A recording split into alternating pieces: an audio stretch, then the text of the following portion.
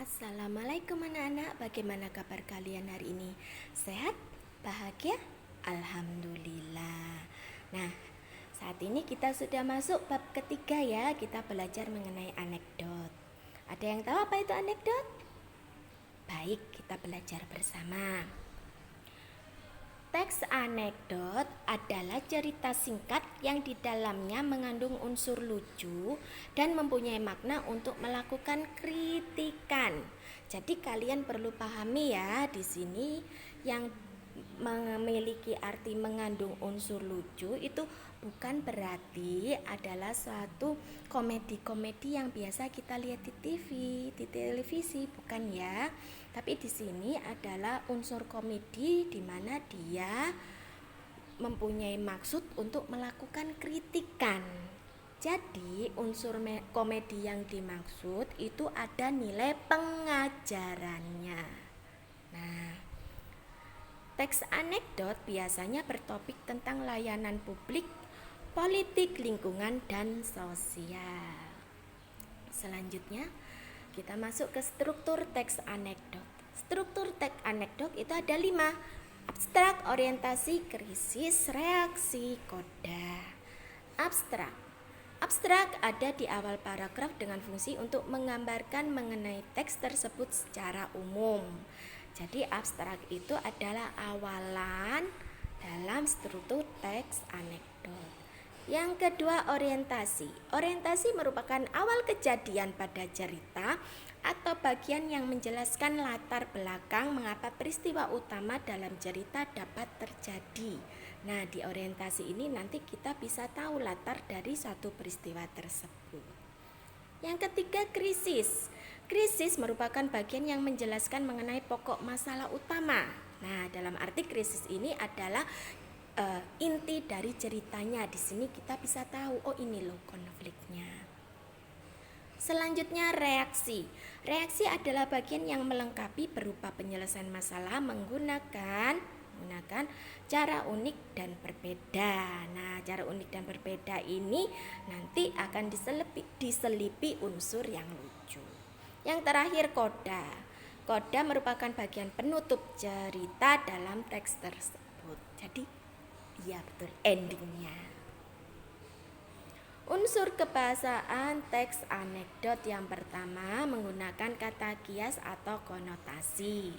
Nah, biasanya kata kias atau konotasinya itu berupa ungkapan atau peribahasa, seperti kata daun muda. Apa daun muda? Betul, gadis. Meja hijau, apa meja hijau?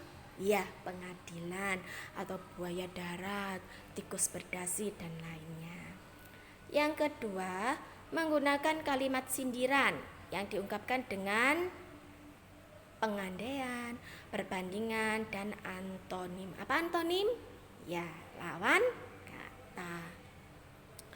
Ketiga, menggunakan pernyataan masa lalu ditandai dengan frase pada suatu hari, pagi tadi, pada suatu pengadilan, dan lainnya.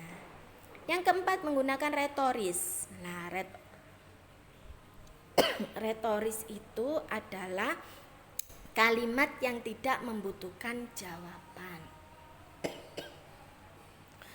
Yang kelima, menggunakan konjungsi hubungan waktu seperti kata penghubung kemudian, setelah itu, lalu, dan lain-lain. Yang keenam, menggunakan konjungsi hubungan sebab akibat seperti kata demikian, oleh karena itu, sehingga. Yang ketujuh, menggunakan kata kerja aksi. Nah, seperti kata kerja menulis, membaca, berjalan. Yang kesembilan, menggunakan kata perintah atau imperatif. Seperti kata awalnya adalah buatlah, kerjakan, lakukan. Yang kesembilan, menggunakan kata seru seperti aduh, wah, wow. Yang terakhir, menggunakan kalimat langsung. Kalimat langsung ini berada pada anekdot yang berbentuk dialog. Jadi kalimat langsung itu jelas ya, berarti ada tanda petiknya, tanda komanya juga. Itu.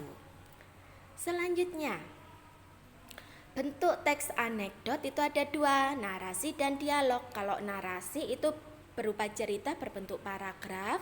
Kalau dialog itu berupa dialog dengan nama tokoh, kemudian ada titik dua, kemudian pakai tanda petik. Nah, kita lihat contohnya, contoh anekdot. Nah, di sini adalah contoh anekdot bentuk narasi ya. Kita bisa lihat ini bentuknya narasi karena di sini berupa paragraf. Nah, contohnya Bodrek Mania. Pada suatu hari yang cerah di bulan Ramadan ada seorang kakek yang sedang mendadak mengalami sakit kepala. Kakek tersebut pun tanpa merasa berdosa sama sekali segera meminum obat pereda nyeri kepala bermerek Bodrek. Sang cucu pun menegur kakeknya. Cucu berkata, "Kakek, saat ini kan puasa, lalu mengapa kakek meminum obat tersebut?" Si kakek dengan wajah polosnya hanya menjawab, "Loh, ini kan obat Bodrek, Cu. Jadi bisa diminum kapan saja." Nah, cucu itu pun hanya bisa geleng-geleng kepala. Nah, di sini kan tidak hanya sekedar lucu ya, tapi ada pengajarannya. Jadi maksudnya kalau maksudnya yang diminum kapan saja itu bukan berarti akan membatalkan puasa itu. Contoh anekdot sekarang dalam bentuk dialog. Nah, kenapa dialog? Kalian coba amati. Ya, betul. Karena ada nama tokoh, kemudian ada dialognya. Dialog tuh bisa kalian lihat ya, ciri-cirinya ada tanda petiknya. Ya. Nah, judul anekdot berbentuk dialog adalah kursi yang membuat lupa. Di suatu siang ada dua bocah yang tengah bercanda di bawah pohon rindang. Bagus. Anton, kita main tebak-tebakan yuk. Kursi apa yang membuat orang lupa ingatan? Anton. Kursi goyang. Orang yang duduk di atas kursi goyang akan mengantuk dan tertidur. Saat tidur, orang kan lupa. Bagus. Hahaha. Meski lucu tapi jawabanmu salah. Anton. Kursi apa ya? Bagus. Jawabannya adalah kursi DPR. Anton. Loh, kok bisa? Bagus. Jelaslah. Coba kamu ingat, sebelum duduk di kursi DPR, banyak caleg yang berjanji macam-macam agar masyarakat memilih mereka. Tapi setelah merasakan kursi DPR, sekejap saja mereka hilang ingatan akan janji-janjinya. Anton. Oh iya, betul juga. Nah, itu adalah contoh anekdot berbentuk dialog. Nah, jadi ini adalah pembahasan kita mengenai anekdot. Kalian juga baca penjelasannya di bab 3 di buku paket atau LKS kalian. Nah, tulis di bawah komentar di forum untuk pemahaman kamu mengenai materi yang sudah saya ulas ini.